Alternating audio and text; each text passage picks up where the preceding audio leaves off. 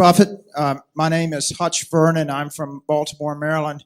I know that you read lots and lots of annual reports, and I'm curious what you are reading for, if you would share that with us. But I'm more curious, because I think I know what you're reading for, if there are any disclosures, any further disclosures that you would like to see companies make in their financial reporting, or that the SEC require in financial reporting or proxies or other communications with their shareholders. And that would be for both you and for Mr. Munger. Yeah, the main thing that they can't mandate in annual reports, I really like to have, I like to know as much as I can about the person that's running it and how they think about the business and what's really going on in the business. In other words, I would like to have a report that would be identical to what if I owned half of a company but was away for a year and I had a partner who owned the other half. When I came back, that he would tell me about what had taken place during the past year and what he foresaw coming up and all of that. That is what I think the purpose of the report is. Now, the SEC mandates a lot of information, and some of that is helpful, but there's an intent behind the report. I mean, if it's a sales document, I'm less interested. I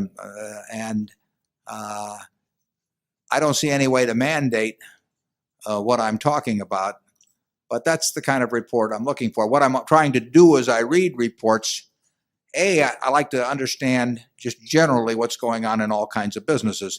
If we own stock in a company in an industry and there are 8 other companies that are in the same industry, I want to own or be on the mailing list for the reports for the other 8, because I can't understand how my company is doing unless I understand what the other 8 are doing.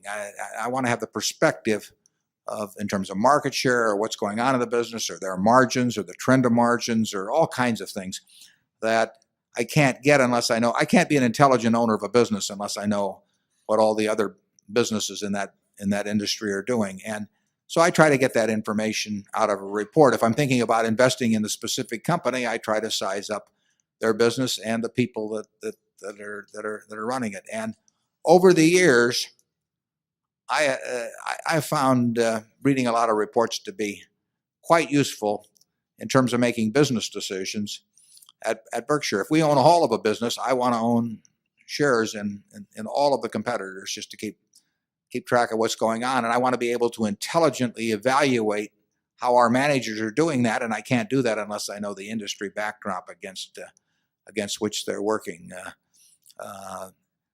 It's amazing, how well you can do in investing really with what I would call outside information. I find inside information, I'm not sure how useful that is, but outside information, there's all kinds of information around as to businesses, and you don't have to understand all of them. You just have to understand the ones that you're thinking about getting in, and you can do it nobody will do it for you.